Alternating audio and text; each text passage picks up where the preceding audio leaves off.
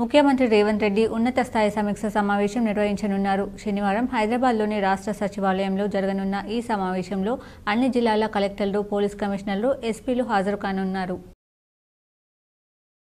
వేల్పూర్ మండలంలోని పచ్చలనడుకుడ గ్రామంలో బాల్కొండ నియోజకవర్గం in charge Sunil Reddy, seeds corporation chairman Anvesh Reddy సహకారాలతో దేవాంగ సంఘం కమ్యూనిటీ భవనానికి మంజూరు అయిన 5 లక్షల రూపాయల ప్రొసీడింగ్ కాపీని ఈరోజు కాంగ్రెస్ నాయకులు దేవాంగ సంఘం కమిటీ సభ్యులకు అందజేశారు.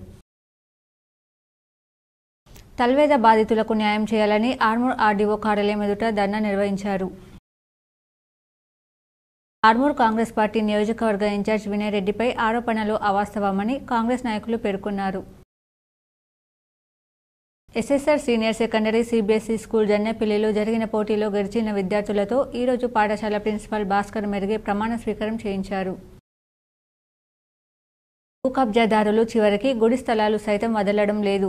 తమ కుల బీరప్ప దేవతా మూర్తుల కోసం చందాల రూపంలో డబ్బులు వేసుకుని గుడి నిర్మాణం చేస్తే వాటిని కూల్చివేసే వైనం రూరల్ మండలంలోని తిరుమన్పల్లి గ్రామంలో చోటు చేసుకుంది. బోధన్ జాన్కంపేట్ ప్రధాన రహదారిపై టానాకలన్ గ్రామం నుండి జాన్కంపేట్ గ్రామం వైపు మురం రవాణా చేస్తున్న వాహనాలను వెహికల్ ఇన్స్పెక్టర్ డి శ్రీనివాస్ ఆధ్వర్యంలో సిబ్బంది వాహనాల తనిఖీలు చేపట్టారు. ఎంజల్ మండలంలోని సాటపూర్లో అంగడి బజార్ వద్ద బస్ స్టాండ్ నిర్మించాలని గ్రామ కార్యదర్శికి గ్రామస్తులు వినతి పత్రం అందజేశారు.